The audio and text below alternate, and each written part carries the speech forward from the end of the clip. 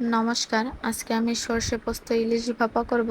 তার জন্য আমি পেঁয়াজ, রসুন, আদা আর কাঁচা লঙ্কা নিয়ে নিলাম। এটাকে আমি পেস্ট করে নেব।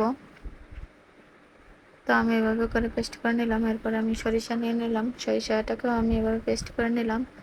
তো মাছে আমি হলুদ আর লবণ মেখে রেখেছিলাম। তো এখন আমি এই পেস্টটাকে দিয়ে মাছটা মাখিয়ে নেব। তো এরপর আমি দিয়ে দিলাম পরিমাণ মতো সরিষার তেল। এরপর আমি দিয়ে দেব জিরে বাটা, একটু মেখে নেব। এরপর দিয়ে দেব স্বাদ অনুযায়ী লবণ, পরিমাণ মতো হলুদের গুঁড়া। তো আমি আবার একটু মিশিয়ে নিলাম। তো এরপরে আমি সরিষা বাটা দিয়ে দিলাম। সরিষা বাটা দিয়েও আমি হাত দিয়ে মেখে নিলাম। তো আমি কালারের জন্য হালকা একটু শুকনো লঙ্কা দিয়ে দিলাম।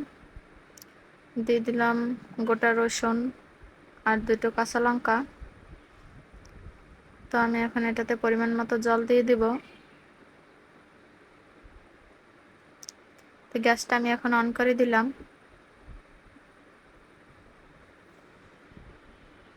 তো এটা ফুটতে শুরু করলো। এখন আমি এটা ঢেকে রাখবো। তো আমি কিছু সময় পরে ঢাকনাটা সরিয়ে নিলাম। তো দেখতেই পাচ্ছেন। তো আমি এখন একটু সরিষার তেল দিয়ে দেব।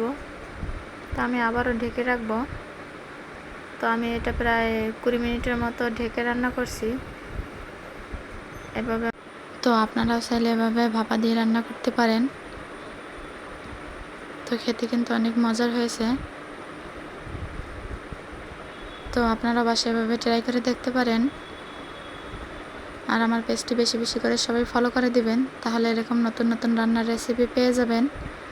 বাই, ভালো থাকবেন সবাই।